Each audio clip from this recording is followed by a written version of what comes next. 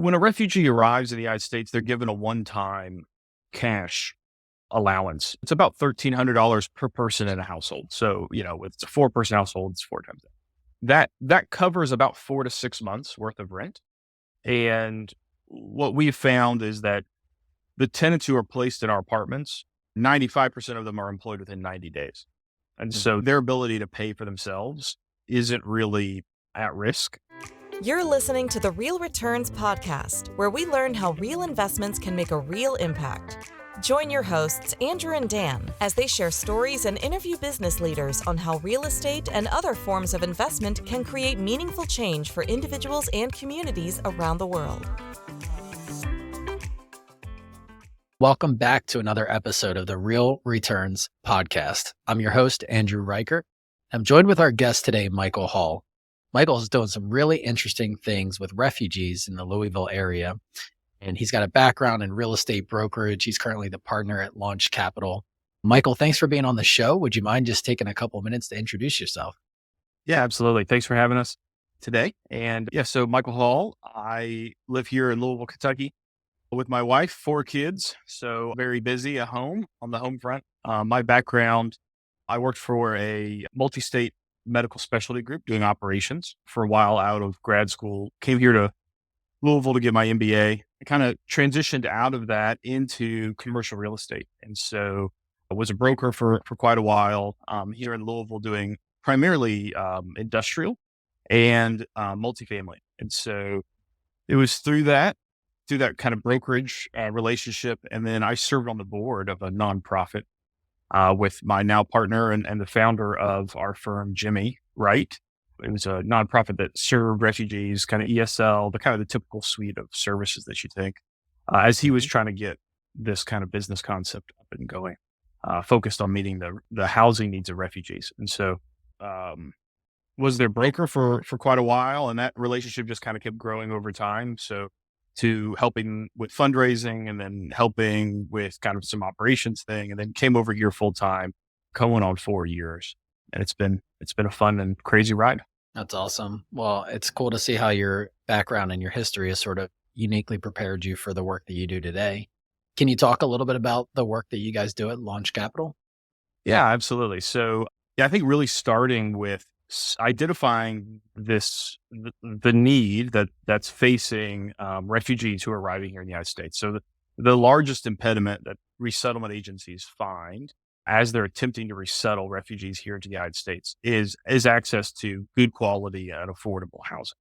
And just kind of experientially through our work with nonprofits and trying to help some of our neighbors who are refugees, we were observing they were really good tenants. They would move in, they would take good care of their space. They stayed for a long time. They paid their rent. And we were really born out of that, saw what we thought was arbitrage. And so kind of bringing a contrarian view that, hey, maybe this class of potential residents everyone views as being really risky isn't actually risky. What if we are able to buy at scale apartment communities in areas where foreign-born residents are already living and working, and manage it as if the majority of those residents are going to be foreign-born? So from the maintenance team all the way up to the capital stack, what if we orient around this? Could we meaningfully reduce turnover and kind of beat the industry, or at least match what the industry is doing while providing access to housing and then other wraparound services to our tenants? And so kind of with that hypothesis, we got started going on 7 years ago now, and kind of got proof of concept with about 130 units, and then scaled up from there. By the end of this year, we'll be right at about 1,500 units. We got a few kind of in the pipeline that we're going to be closing on here in the next month. The hypothesis has played out well for us, that these tenants who are newly arriving here to the United States are a really stable tenant, and that if you manage them in an intentional way, you can, at least meet what the market's doing. And I think in many cases, we're able to beat what the market's doing. Yeah. And I love that approach, because you're not just taking a nonprofit approach. You sort of said, hey, there is a real arbitrage opportunity here. These are folks that are viewed as riskier, but there's not an actual risk. So You're almost taking this like risk adjusted return approach, but you're saying, hey, we can actually do well by doing good. Like, this is a market that needs these Yeah. properties, but it's also, it sounds like it's also a financially lucrative investment. Would you say that that's true? Yeah, absolutely. I think, as we were building the firm, we very intentionally didn't build it as a nonprofit Hmm. because the scope and the scale of the problem is such that if this isn't profitable, you'll never be able to scale to be able to touch the need. And, touching on your point, we really believed that our investment hypothesis was sound, that we would be able to outperform the market by meeting these people who are typically overseen by that.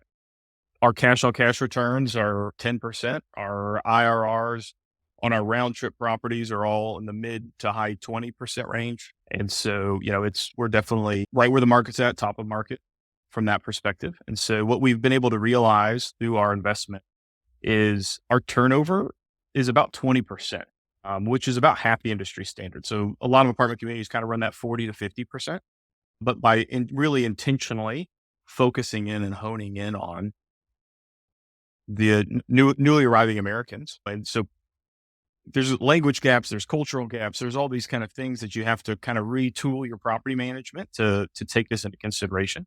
And then what we've kind of discovered as we started walking through this is about 20% of all renting households are headed by a foreign born head of household. And, 20% of all workers in America are foreign born. And so those are highly concentrated into specific cities and within those cities into specific submarkets. And so there's a good chance, if you have investors that are on this, that they know that place in town where you can get a really good taco and a really good Vietnamese meal. And there's an African grocery store, where there's Mhm. lots of immigrants are living. And by really meeting those needs, we're finding as we're stepping into these apartments, they're already 70% foreign born just because of the dynamics of those submarkets. And yet they're being managed as if it's any other property. And that's just not the case. And I've got to think that the management side, has some unique implications as you think about dealing with refugees that you mentioned ESLs, some of the work you used to do. I'm, Mm. I'm sure that there's language barriers here and there. Uh, I guess two part question. One is, what are the countries that folks are typically coming from? I'm sure you're getting some from Ukraine and maybe the Middle East, given some of the current dynamics, but where else are you yeah. getting folks from? And then two, what challenges does that present from a management standpoint? Yeah, absolutely. So we have residents from over 30 countries in our apartment communities. And Wow. so the way the process works, and immigration's such a contentious and politicized conversation. Yeah, refugees is a very specific legal designation of someone has crossed the international border. They've registered with the United Nations. The United Nations has decided that they cannot return safely, and therefore they begin a resettlement program with partner states. And so some of those refugees might end up in Norway, some might end up in Italy, some might end up in the United States. And so it's a very long process. So there are Ukrainians who are coming, and we've received a few. Most of them were refugees themselves who had been resettled into the Ukraine at some point in time. And so they were expedited for resettlement. The UN isn't really actively resettling Ukrainians now because they're waiting to see if they can go back home. So there are Ukrainians coming. Most of those are asylum seekers, which is kind of a different bucket. So right now you see a lot of refugees coming. There was a lot of them coming from like Nepal and Bhutan, and that's kind of winding down. We have a lot coming kind of from Central Africa, so Congo, Somalia, those type of areas, and then from Burma, Myanmar. But really, within that number, there's going to be a scattered shot of there'll be people from isolated conflicts from all around the world that are going to be resettled. So. Yeah. And then obviously we helped participate in the Operation Allies Welcome. So we received a lot of Afghans 2 years ago who were coming through, but that was a little bit of a different process. Okay. Yeah, that makes sense. And given you have folks coming from all these different countries, maybe they speak different languages. Yeah. What are some of the management challenges that brings? Yeah, we like to say we manage residents, and the properties are the way by which we do that. And so we really try to focus on relationship centered property management. The trend of property management is to push everything to the app, make everything kind of intermediated. That doesn't work well cross culturally. And so you'll just end up with things not being reported. And so we really capitalize on the relational potential that exists in the property manager and landlord and resident dynamic. When someone newly arrives, they're going to be having lots of touch points with us as the property manager, and then as well as with nonprofits that are here in the city that are helping them get accustomed to how to operate their kitchen equipment and those type of things that sometimes can be quite different. One way that we do that that's a distinctive is we actually inspect all of our apartments 6 times a year. So every other month, we're walking through every property with a pretty robust checklist and taking pictures. Just because we'll find that things won't be reported. So, if you're only inspecting once a year, there might be a water leak that they're dealing with and they're not complaining about, but you want them to complain about. And so part of that is you need to be a little bit more proactive as a property manager. But Yeah. Well, that's got to say something about the conditions that they're often coming from. I've got to assume that they're coming from horrible conditions, and a little water leak for them doesn't seem like that big of a deal. I'm yeah. assuming.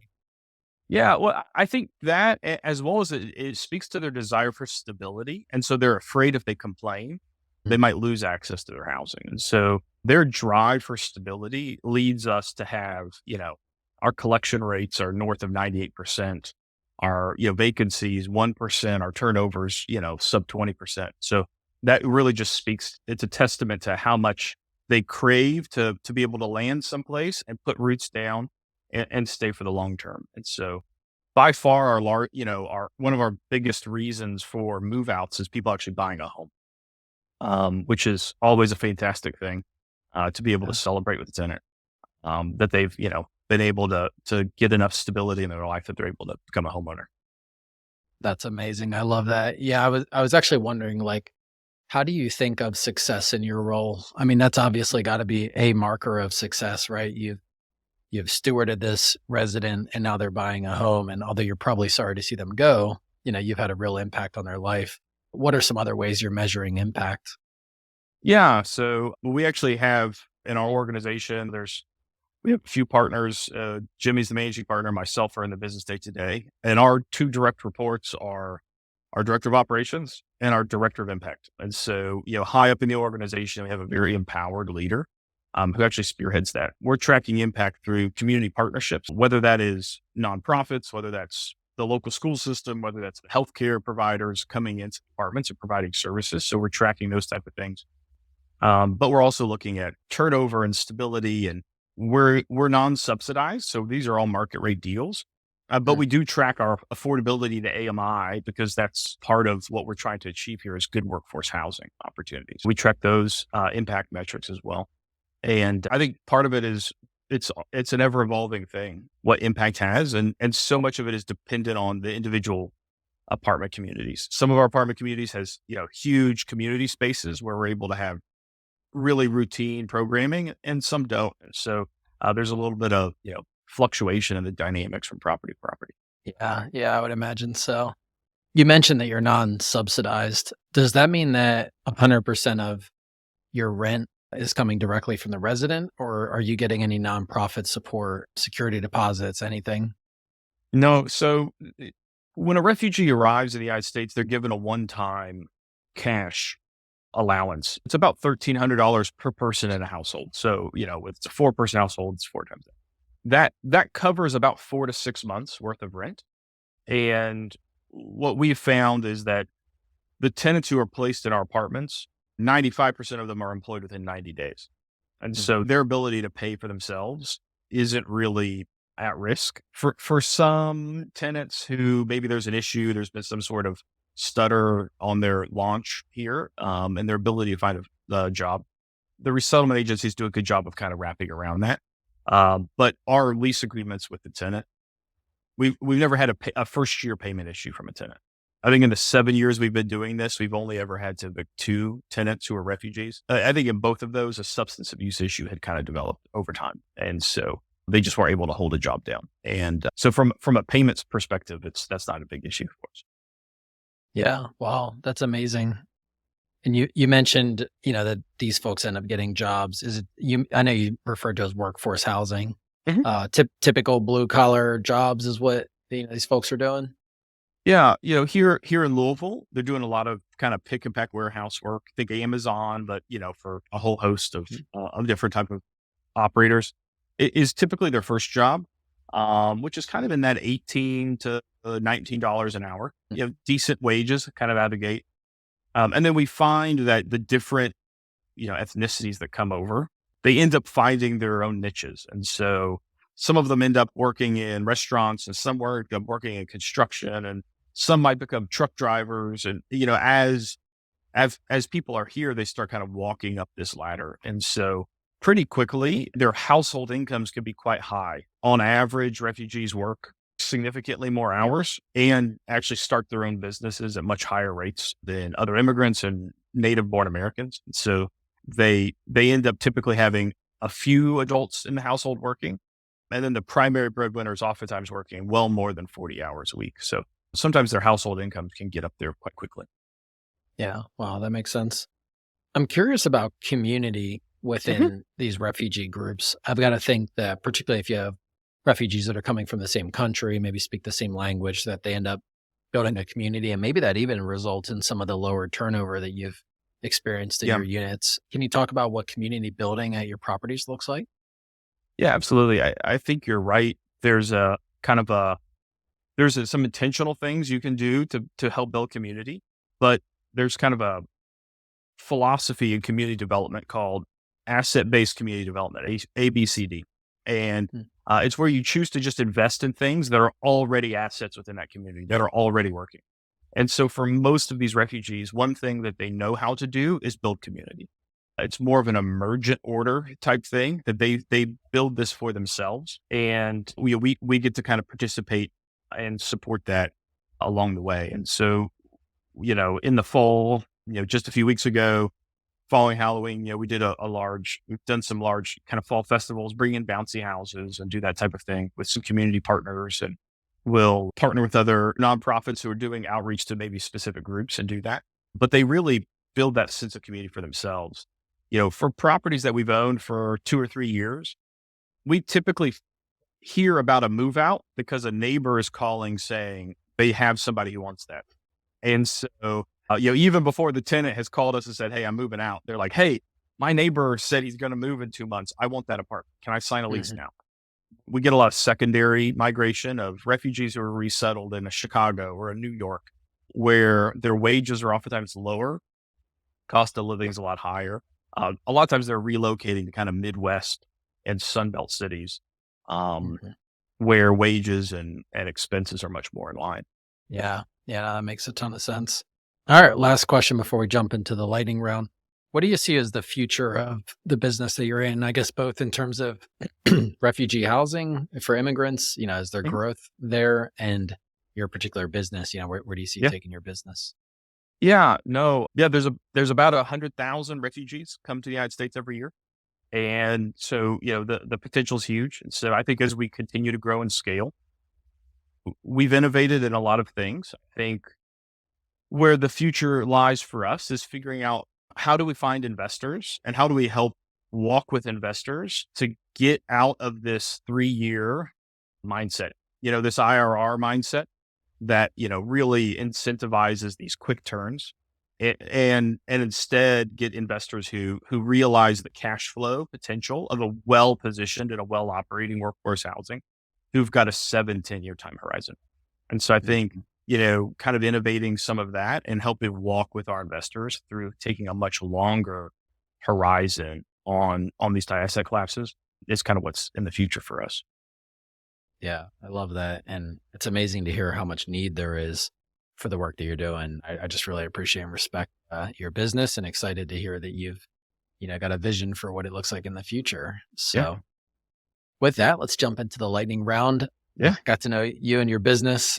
I want to get to know you a little bit better. So what would you say is your biggest win, either personal or professional, wherever you want to Yeah, take it? I think the biggest win right on the top of our head is we expanded to second city within the last month. So closed on our first property in Dallas. We have a few more opportunities in the pipeline down there, and so just really excited to be now in 2 states and operating and the growth potential that comes with that. So it was a long time coming. of kind of slow strategic planning. And it's kind of finally here. And that's really exciting. Yeah. And wow, Dallas is a booming market. So Yeah. I'm sure that'll do really well. Yeah. What's your favorite movie? I got 4 kids, so lots of Bluey gets watched in my house. I don't get to watch very Same many. here. I recently watched the Tom Hanks Greyhound, where he's on a naval ship, and I thought that was a fantastic movie. I really enjoyed that. So, Okay. Very cool. Yeah. I can't remember the last time I've seen a non-kids movie, so I yeah, totally get it. Favorite food? I'm a big shawarma fan, and Oh, and my favorite, if you're ever in Louisville, Kentucky, there's a former tenants of ours from Syria opened up their own restaurant called Syrian Grill, and their chicken shawarma sandwich is just to die for. that sounds awesome. I'll add that to Yeah, my list for sure next time yeah, I'm in town. absolutely. What's a current growth edge, like a way that you're trying to grow yourself either personally or professionally? Yeah, that's a good question. I think it's in like family psychology. There's this concept of self differentiation that you are your own person apart from your family.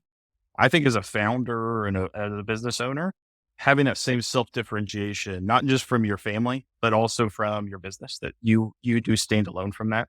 And these businesses will grow and fade, and your children will grow up and go out and have their own families. And so really what I've been focusing on is myself and my own soul and my own person. What does it look like to be self differentiated as Michael and confident who I am?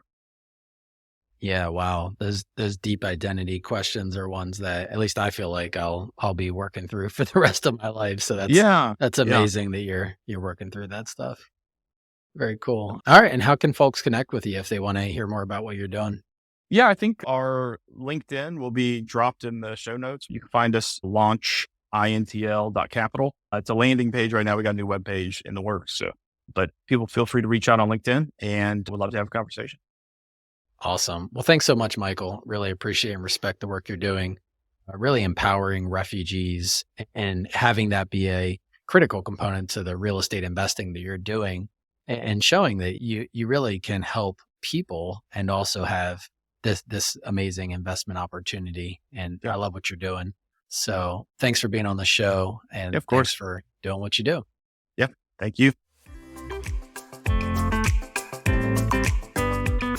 Thank you for joining us for this episode of the Real Returns Podcast.